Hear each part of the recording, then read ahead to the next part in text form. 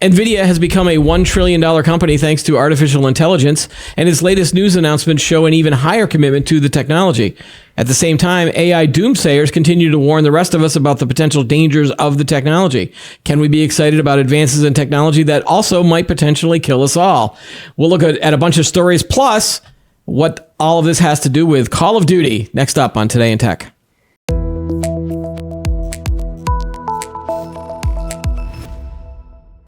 Hi, everyone. I'm Keith Shaw. Welcome back to Today in Tech. Pushing the buttons from behind the big monitor is Chris. Hello, Chris. Hey, how's it going? It is going very well. Lots of stuff at Computex this week. It's a big trade show in Taipei, Taiwan. Or is it Taipei, China? I think it's Taiwan. It's Taiwan. Yeah. Taiwan, yeah. And so, in fact, our friends from PC World are also at the show. So if you like CPU-related videos and a whole bunch of like under-the-hood PC stuff, go watch their videos. So I'm giving a plug out to our pals over, Gordon and Adam over there at PC World.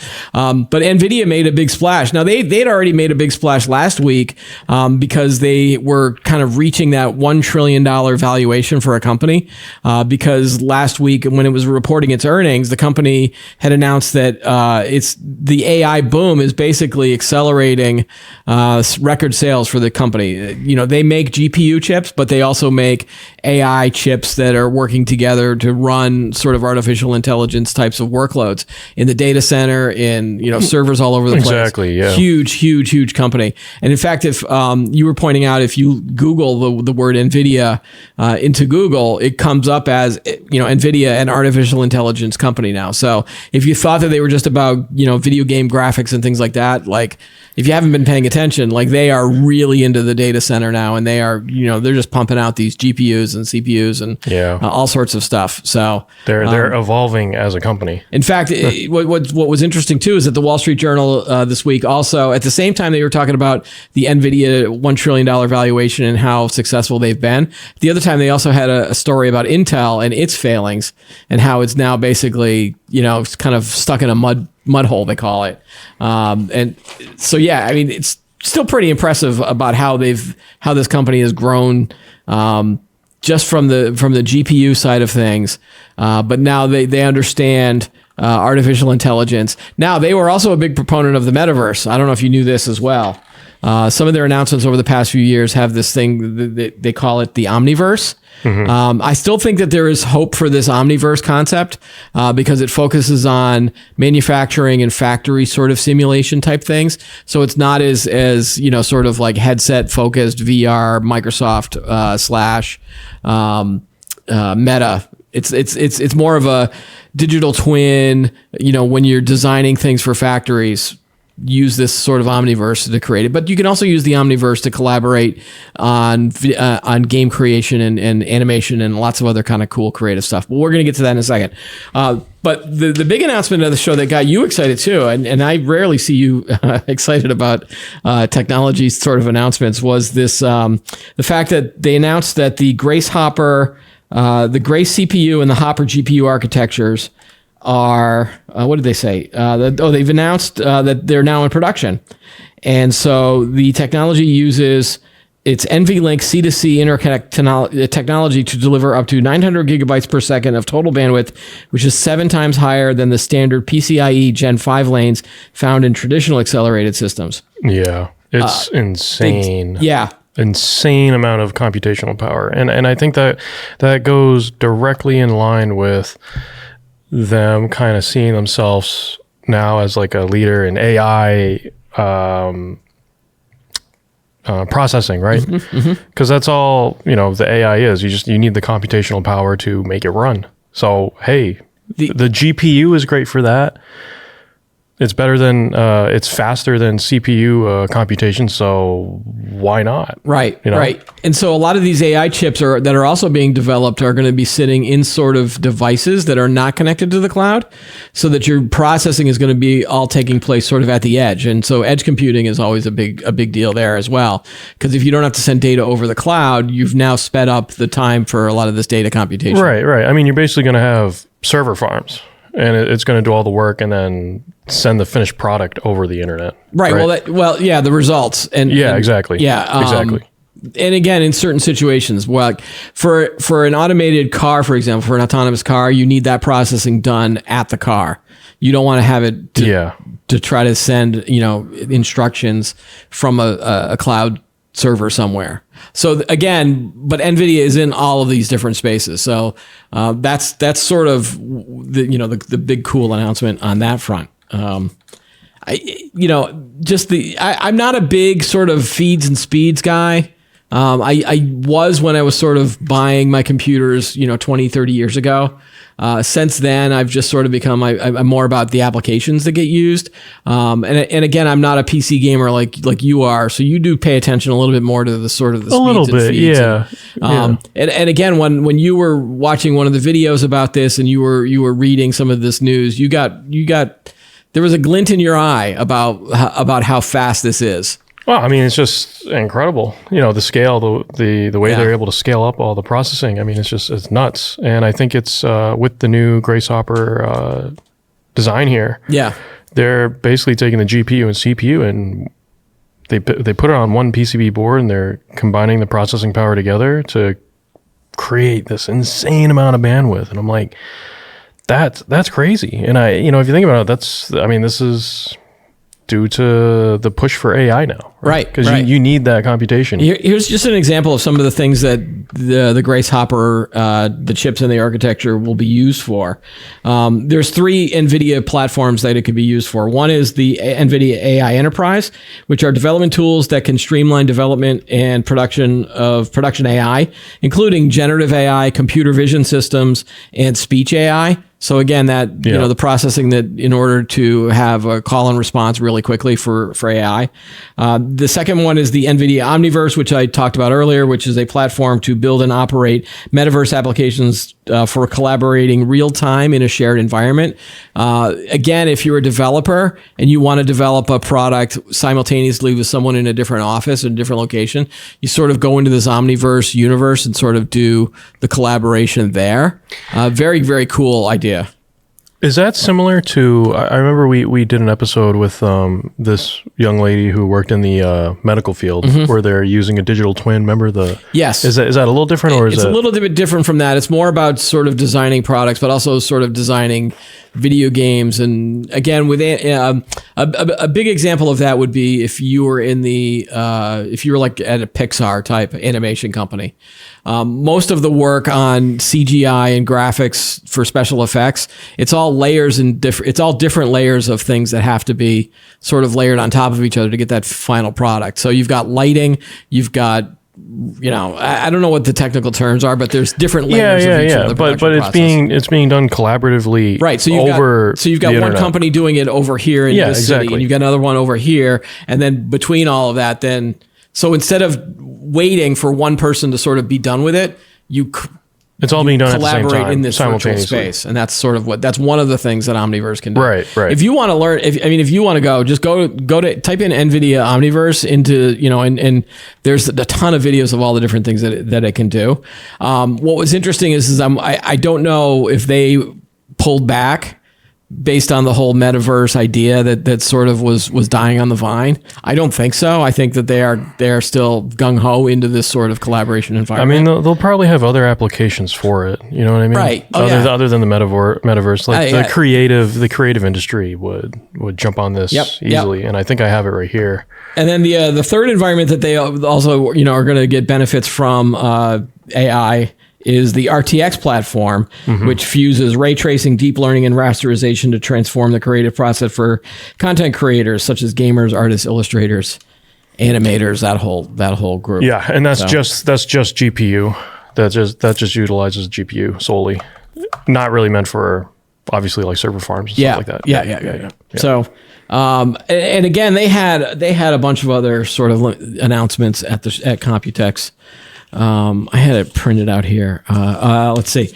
So they also announced a DGX GH200 AI supercomputer. So they took the Grace CPU and the Hopper architecture and created their own sort of chip-based thing. Right. I think that's the one. That's the thing that the video that you were watching from Linus Tech Tips, where he was at the Gigabyte booth, and they had an example of the GX GH200, and they had 4 of them all connected, and he was super impressed by that. Yeah, that's utilizing that's being utilized in like data centers, server farms, and stuff like that. Yep. And then they announced an accelerated Ethernet platform for hyperscale generative AI. I didn't even look at that announcement yet, but I think that's related to the network card that you were talking about. Oh, the new network card? Yeah. I mean, it's just, take everything we know now and just do times 100. Yeah. Right? Just let's make it 10 times faster and just, I mean, that's basically what we're seeing. And they've been into the whole robotic space as well. They have a Jetson platform which does all sorts of robotics and autonomous vehicle stuff, and very, very cool stuff. But obviously at Computex, this is a big PC and server sort of high powered computing show. So they usually save the Jetson announcements for I think their own conference or CES. They do it at CES as well. So anyway, great news for NVIDIA this week. Not only do you become $1 trillion company, but then you hit that part right before your big announcement of all of these other new things. Yeah, I mean, let me add to that. I'd say, I mean, yes, great for NVIDIA. I think it's definitely good, but check your stocks. Well, what does that mean? What do you mean by that? I mean, if you have stock in NVIDIA, whoa, they're you might want shot through the roof. Okay. Yeah, it was like last week. It was last Thursday, and the jump that it made was like in particular these last couple days. It's that story that you brought up. If you bring up that Wall Street Journal one with Jensen Huang as the main image there. Oh, this one. Yeah, go down a little bit, and you see. Oh yeah, there you go. Yeah, keep going. Oh. Keep going right there. Yeah, it was like the largest one-day change in market value among U.S. companies. NVIDIA on May 25th, like this is the third highest jump. Yeah, like it's wild. It jumped 183. Is that billion? Yeah, $1 billion in value. Yeah, I think it was actually in this article I read somewhere saying that someone was comparing this moment in time with NVIDIA to the time when Steve Jobs took the iPhone out of his pocket and showed it to the world. Yeah. Because, I mean, it really is a big leap.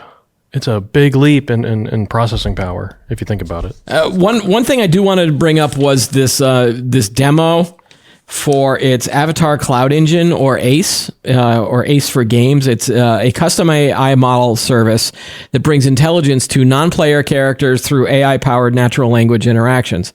Developers can use ACE for games to build and deploy customized speech, conversation, and animation AI models in their software and games. Now, we had talked about this on a previous show because there were some demos that were being done out there, taking non-player character interactions in Skyrim. Because remember, there was the big joke about that guy in Whiterun who was always complaining about his so the arrow to the name, right? Yep. And so this guy did a demo of well, what if you could tie in a ChatGPT type of interface to a video game, and then the responses are not sort of these pre-scripted responses, because that's always the issue, is that you get a menu and you pick, and it's the same response over and over and over again. So the NPCs basically become useless if you've played through that mission, or they don't do anything interesting after that point. So the demo that NVIDIA did this week showcased a little bit about that, and they've got a demo that has you at it's a sort of a cyberpunk type theme. So it's got like this cyberpunk imagery, and you're at a ramen bar, and you go up to the proprietor, and you go, "Hey, what's going on?" And it also then allows you to use your headset, so you're speaking through it, and you're not given a menu option anymore. You just basically ask it. Go like, "Hey, what's up?" or "Hello," or whatever you want to say as a character, and it knows what you're saying and then gives you the response. Now, the demo it showed isn't that in depth. It's not in depth, and it's like, well, they could have scripted this if you wanted to. So if you want to just play it, I think this will explain more, and then I'll talk over it. So this is now you're in the ramen shop, and you're walking around, and one's assuming you'd be using this as a PC. Mouse, keyboard, yeah.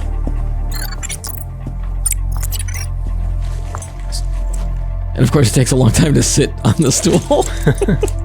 Okay, come on, get to the speech. Hey, Jen, how are you? Unfortunately, not so good. Okay, so pause it here for a second.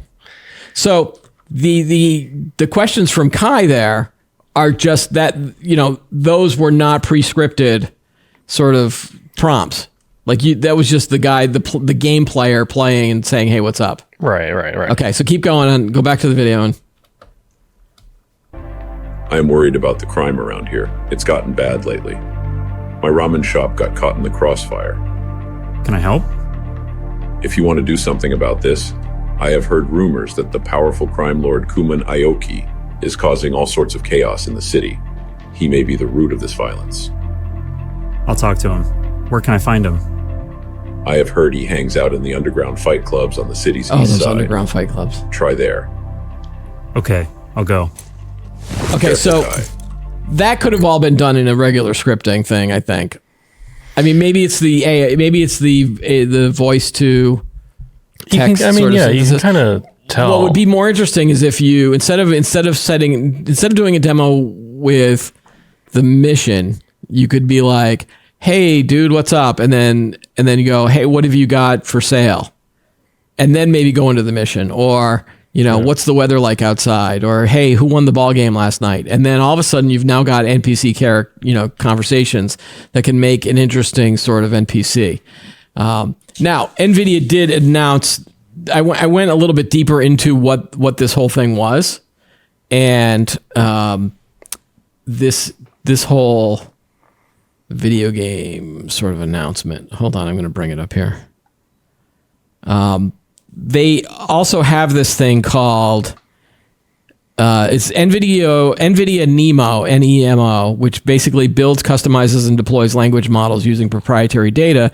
The large language models can be customized with lore and character backstories and protected against counterproductive or unsafe conversations via NeMo guardrails. So it's setting up some sort of limitations, so that it's not like you could get this guy to start telling you, bigoted, racist stuff or anything like that. Like all the bad stuff, like, hey, how do I hack into the system here? Yeah, right. There are going to be guardrails that are going to put limits on it. Well, it's going to limit to the scope of the game. Right. But I still think that's a quicker step than sort of coming up with conversational trees and all that type of stuff that they currently do for video games. The other two parts of that was the Riva, which was automatic speech recognition and text to speech to enable live speech conversation, and the Omniverse audio to face, which instantly creates expressive facial animation of game characters to match any speech track. So. Pretty cool stuff. Yeah, more advancements in gaming. I wonder how the story developers for video games might react to this. I don't know. Well, I think if it can allow them to do things faster, sure. As long as, again, it feels like as long as these guardrails are built, and not so it doesn't go off the rails. Yeah. I'm sure that a company might not employ those, and then you'll start seeing some weird conversations in some video games. And of course, we'll be here to sort of cover it and track it. So we talk a lot. So again, this whole NVIDIA stuff, AI, very exciting stuff. At the same time, this week, a bunch of tech executives and artificial intelligence scientists are now sounding the alarm about AI. A joint statement was made on Tuesday that said that the technology poses an extinction risk as great as pandemics and nuclear war. The picture there is of Sam Altman. He is the CEO of OpenAI, which made ChatGPT. More than 350 people have signed a statement that was released by the Center for AI Safety, an organization that said it works to reduce AI risks. Now, this is different from the statement that was signed by Elon Musk and a couple of other scientists, maybe like 2 to 3 months ago. They were calling for a 6-month ban on sort of development, and whereas this one is less about is sort of about like it's more official. It's less controversial, I want to say. Yeah. If you look at if you look at that story, bring that up because it's in the story. It's a 22-word statement, which would be hard for anybody to sort of disagree with. There it is. Mitigating the risk of extinction from AI should be a global priority alongside other societal scale risks such as pandemics and nuclear war. And that's the statement. So obviously, most people are probably going to agree with that statement. Oh, for sure. But maybe not. I don't know. Yeah, I think they want to put some guardrails down, similar in the way as how NVIDIA is for their AI example there. What's interesting though is that the guy, the head of the company that really launched this on the world last November is now the one who's saying, whoa, hold back here. Hold on. And again, is it cynical of me to say, oh, you're doing this just because you don't want competition to sort of blow you out of the water? And so if you set up regulations, it's like setting up hurdles after you've already gone past the 100-meter mark in a race. It's like, I've got such a big lead. Now put some hurdles behind me so that, those are regulations. Is that really cynical of me? I don't know. I don't really know. I mean, I think he's right to say, hey, we need to slow down and think about this.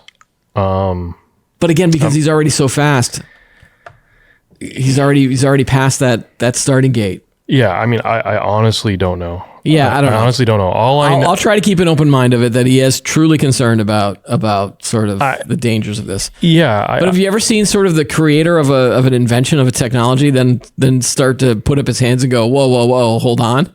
Well, I mean, other actually, than the guy with the nuclear bomb. I was just going to say, I'm looking forward to seeing Oppenheimer when it comes out. But yeah, what's that line that he says? It's from a Hindu scripture. I am become death, or something like that, after he created the bomb or whatever. But yeah, I don't know. I honestly don't know. I think right now, obviously, it's too late. I think, because again, cat's out of the bag. Yep. Everybody's experimenting with it. Everybody's using it. Everybody's doing whatever they want. And now, you have the original creator coming out and saying, hey, we need to pump the brakes. I don't know. I'm kind of with him on that. Like, did Henry Ford ever talk about, that he was scared that people were going to be driving too fast and causing car accidents? I mean, he didn't invent the car, but I mean, did you see any of that sort of stuff? Did the inventor of the that was the inventor of the internet, Al Gore? By the way, I'm laughing. I know he didn't really invent it. Yeah, I know what you're getting at, but I think it just feels weird to me that the inventors of the technology are now basically trying to warn everybody about how bad this could be. Well, I think there is a real fear that this can be used maliciously so easily. So easily. And I think that's why. And I think there was an example we saw, what was it, last week or the week before? Someone took a picture of supposedly the Pentagon on fire. Yep. And then you see the stock market dip real low. But it bounced back. It did once bounce people back. realized it was fake. But I think it's going to be very easy for people to do malicious activities with this. I definitely see it on the images and the video side of things, where that sort of technology could be used to create some. And there are a lot of guardrails now, I've noticed, in a lot of these image generation things. Like, you can't type in prompts that if you type in a prompt and it goes, I don't like where you're going with this. Yeah. It'll say, like, no, you can't. Like, did I tell you the example? I was using AI to help my daughter with a school project. All right, so she had to read this book, which was about a dystopian society, and this teenage girl is the hero of it, much like sort of Hunger Games, much sort of like Divergent. Any of those? Remember those books at all? I remember the movies, not the books. But okay. Yeah. So it's a similar book, and we were typing in prompts so she has to do like a poster project so she is creating sort of like fake Instagram posts for this main character. And so we did one where it's just her, like a selfie that she takes of herself. And I was able to generate a bunch of images for that. The second one was her with a friend, and I was able to do that. The third one, she wanted a scene of her talking with an older man at a campfire. And the word I used to describe the scene was something like a 15-year-old girl sitting at a campfire with an older man. And that triggered something. And, it could be like an underage kind of and there was nothing like sexual about it or anything in my statement. And so once I took out the word older, it's probably the combination of that 15 older. Once I took out the word older, and then it sort of then did generate the image I was looking for, which was like two people just sitting around a campfire with the city burning in the back, type of a thing. Wait. What project is this? It's a dystopian novel. It's a young adult dystopian. Dystopian. I missed that part. Oh, you missed the dystopian That's part? a crazy campfire going on there. No. This is it's a society where there's the haves and the have-nots, and she's one of the have-nots. I totally missed that part. Okay. Apparently, this book was the thing that launched the whole dystopian craze, Genre, yeah. Divergent, Allegiance, and or whatever these other names are called. The Hunger Games, right? The Hunger Games. It's all about teenage girls that save the world, Right. in some form or another. Yeah. All right. So there are guardrails up for that. I think I still have this block in my brain that says, all right, most of the stuff that's going on with this experimentation of AI and ChatGPT feels kind of harmless to me. It's kind of cool to see it write poems. I haven't yet seen it sort of do the devastation that's. I think it's like the fear and the doom and the gloom. It becomes all Terminator. It becomes all robots. It becomes all, they're going to steal all of our jobs. We haven't seen any of that yet. So I haven't seen sort of that bad news tipping point or that one event that has caused anybody. And maybe the warnings now are being done I to think get that's us where ready we're for at. that moment. I think that's where we're at. We're at that point now where it's like, okay, yeah, we're having fun with it. We're doing pictures and videos and generating all this. And it's like, okay, we're getting real close to start. Like it hasn't achieved sentience yet. And we've had that discussion on this show. Sure. I just think, I think the way they're thinking of it is that I think now's the good time. Now's the right time to kind of create that guardrail system, like right now, before something insane happens. All right, I guess I could go along with that then. Yeah. I guess I'm going to probably bring on some other AI experts to see if this is the right time to have let's that do it. guardrail system up. Yeah. But again, should it be so then the big question becomes, should it be the government that sort of makes these guardrails, or does the capitalist structure and architecture allow companies themselves to develop their own guardrails, or do you set up a commission and I think that's the conversation they're having right now. Yeah. They're going to have right now. Yeah. Is that. And see, sadly, the government, they're so far behind on the understanding of the technology that I think anything that they do is going to be just like it's good.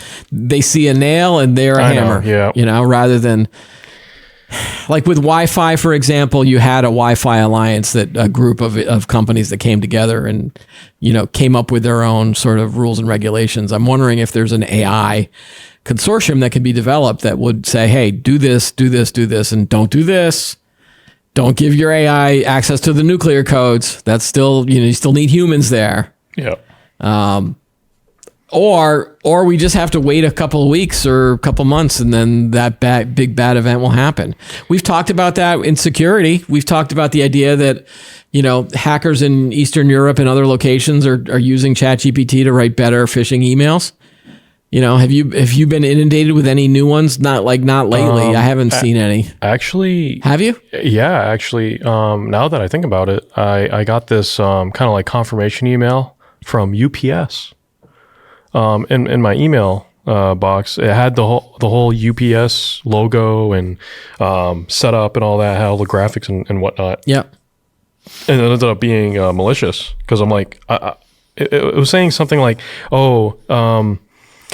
you have an incoming package. We need to get your details so we can confirm it's delivery. And I'm like, I didn't order anything. Right. I didn't order anything. And it ended up being a malicious email. But it had the UPS graphic banners like on the side, had the UPS logo on the top. And were the sentences complete English? And okay, so that could be a little scary. Yeah. What I'm like that's where I really think we need to make sure that we get technologies that can detect that a lot quicker. Well, not only that, but I've got an example for you too.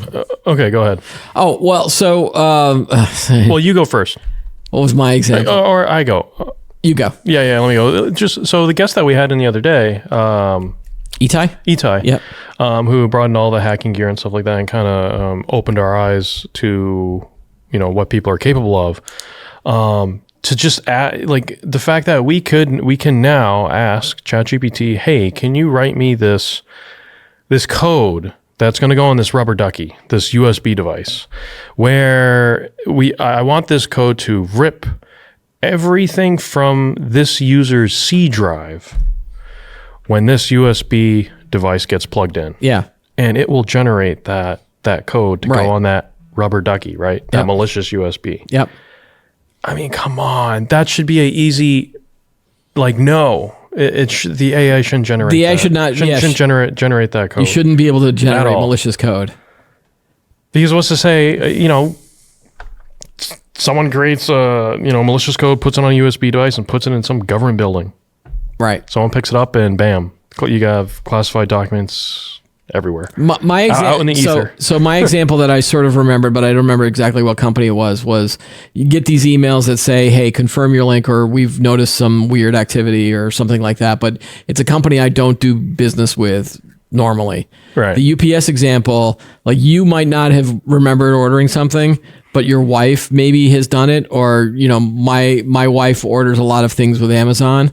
So if I got sort of a fake Amazon thing saying, something's wrong, I might just assume that it was her that did it, and then just click that link, and then boom, I'm under attack. Yeah. Yeah. But you're seeing those types of attacks too. But again, before you could always say that some of it was worded poorly. But I think ChatGPT is getting better at coming up with full sentences that sound a little bit better. It is, yeah. It is. That's why I think now's the time to just, okay, let's pump the brakes. We're not going to take it away. Yeah. Let's not take it away. Let's just look at it and maybe create some guidelines, some guardrails, whatever. I'm going to jump ahead to our final story, but then go back to the Activision Blizzard one. Is that okay? Yeah, that's fine. Because this is an example of what we're talking about right now. So this is the New York Times article. This came out a couple days ago. Here's what happens when your lawyer uses ChatGPT. A lawyer representing a man who sued an airline relied on artificial intelligence to help prepare a court filing, and it did not go well. So he basically made ChatGPT do his homework. It was the example. Yep. Basically, he asked ChatGPT to come up with examples of case law that were related to the issue of what he was suing someone. It was an airline. It was a metal cart that had hit his client. Yeah. So he was looking for examples. And what happened was that ChatGPT came up with a list of other court cases, but it turns out that all of these court cases were fake. Jeez. And the lawyer probably took that and didn't actually look up to see if those were real cases or not. There we go. Here's a perfect example. Yes. Apparently the quotation. Yeah, there was Varghese versus China Southern Airlines. There was Zickerman versus Korean Airlines. All of these other ones. It was just basically fake. Jeez. And so the lawyer had to sort of backtrack and apologize and all this other stuff. And this is going to get messy. But it's that's like when you ask ChatGPT to write your essay and then you don't read the essay that it comes up with. Right. Exactly. You just have it do your homework, I think we'll see a lot more examples like this, maybe to the same extent or maybe more severe, but I think we should all be prepared mentally. Yes. All right. So the last story that I just jumped around to that I wanted to talk about, and it's related to a lot of the stuff that NVIDIA has announced. And there was a story this week in the Wall Street Journal, very cool feature about why Microsoft's $75 billion bid for Activision Blizzard hinges on the video game Call of Duty. It's the only game keeping them alive right now. Who, Activision? Yeah, Call of Duty. Well, Activision Blizzard. See, Blizzard also has this thing called Diablo 4 that I'm very excited about. Right. Okay, but what I want to talk about, the UK's Competition and Markets Authority. We've talked about this when it did the rejection. Mm-hmm. And this was the UK, but then the Federal Trade Commission is also trying to quash the deal, and they've got thing. And then the European Union approved the deal this month, but only after Microsoft pledged to allow competitors to stream Call of Duty and other Activision games over the cloud. So what's interesting here is that the UK decision mentioned Call of Duty 41 times in their 20-page summary. The FTC cited the game 18 times, and no other game has sort of reached that level of sort of mention. So I think that the journal article wanted to find out why is this game sort of so popular? Why is this $1 billion deal, almost $100 billion deal, just hinging on this one game? Call of Duty's been around for 20 years. I'm going to admit I may have played a demo of it. I may have played a little bit of it. I've never actually bought the game. Yeah. It's not my cup of tea. And you should know everything about me by I just use the phrase cup of tea. Like, I'm not the demographic. Right. I mean, it's a military game. It's first-person shooter. It's first-person shooter. It's I probably would need to be 20 years older or 20 years younger to sort of appreciate the game at this point. Yeah, I mean, it's Call of Duty. It's one of the longest FPS games out there. So you're rolling your eyes. Have you ever played it? I play it almost every night. No, you don't. At least an hour. Yeah. No. My brother and I, we play. Yeah, just to So you're not. You don't care about this at all then? About what? About whether you could play this. You're. No, I mean, see, I thought you never played this. I do. Okay. Every once in every other night or a couple times a week, just to blow off some steam. Okay. But it used to be a game where, again, you buy it once, you play it for the multiplayer. You don't play for the story, the campaign, right? Okay. But now it's become a kind of like gaming as a service, right? It has Warzone. Okay. And that's what we play. It's basically a battle royale. Okay. You have this kind of I'd say in the last 5 to 6 years, 5 to 8, give or take, of this but this kind of growth of the battle royale gaming genre, right? You're familiar with the battle royale?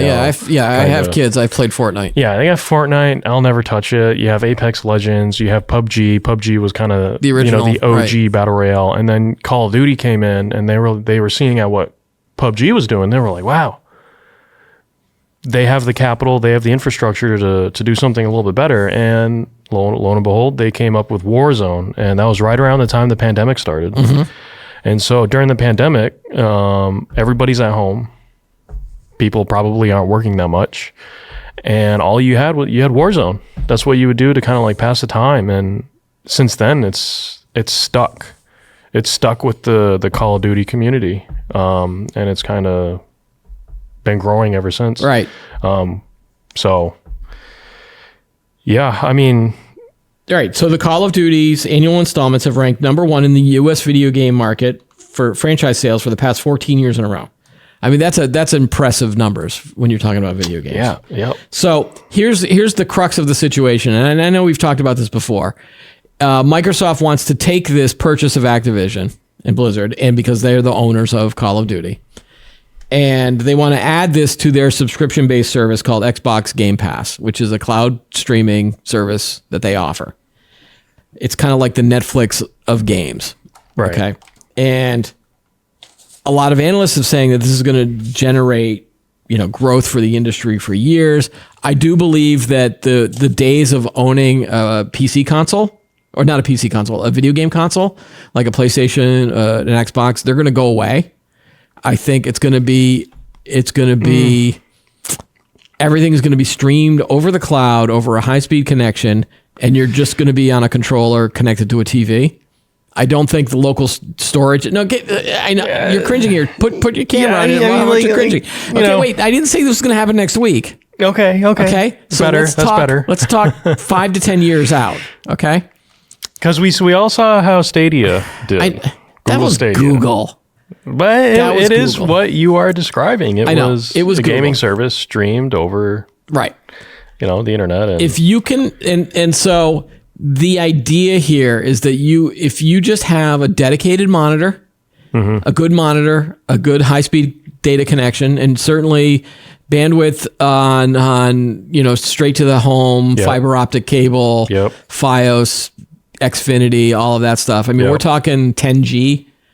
Types of services, there's not going to be a problem in streaming data from us. Now you take NVIDIA, you've got a bunch of cloud, servers sitting in the cloud that can play these games. They've got the highest processors on them. Mm-hmm. It's not that far of a stretch to say, I've got a monitor, I've got a keyboard, I've got a mouse, and then the computer, it doesn't matter what it is, because you're drawing everything from the cloud, okay? Right. Or if you like the console type thing, you've got a game controller connected wirelessly through a really fast wireless connection to the TV. And then that's connected to either wireless or a hardline Ethernet. Okay.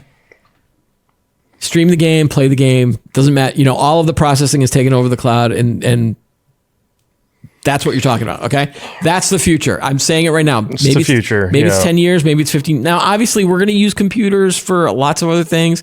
There's still going to be the PC diehards that will still love that whole idea of like processing. But the idea that you're processing most of the game on the hard drive of your computer, I think it's going to go away. Well, it'd be on a SSD or solid state or... Yeah, I just think that's all going to go away at some point. It's going to be all done through these cloud servers. Well, so this deal is hinging on the fact of like, if Microsoft has this game and then doesn't allow it for any competitors that, so NVIDIA's got a cloud gaming service. It's called GeForce. If they don't allow Call of Duty to be played on GeForce, Sony's got technically a PlayStation-based cloud gaming service through one of their tiered platforms of you can play any cloud game. You can play any PlayStation game from like the last 5 consoles. So PS1, PS2, PS3, et cetera, et cetera. Yeah. You can play that all through the cloud if you pay the subscription price. So there's at least 2 that are out there. You might have others that come out. Steam, for example, there's a big fan base for the Steam and the Steam Deck and those types of things. You start eliminating access to Call of Duty, and now you're talking about sort of a monopolistic sort of thing. That's what the regulators are looking at. It's like, you've got to allow Call of Duty on this. Now, what concerns me is Blizzard's other big game, which is Diablo, that whole series. Uh-oh. So Diablo 4 comes out in a week, and I've got it. I'm hoping that like by the time you see this, I'll be playing it. Oh, no, I'll be playing it on June 1st. So this is coming out before that. So that game is going to, like, I love the Diablo series.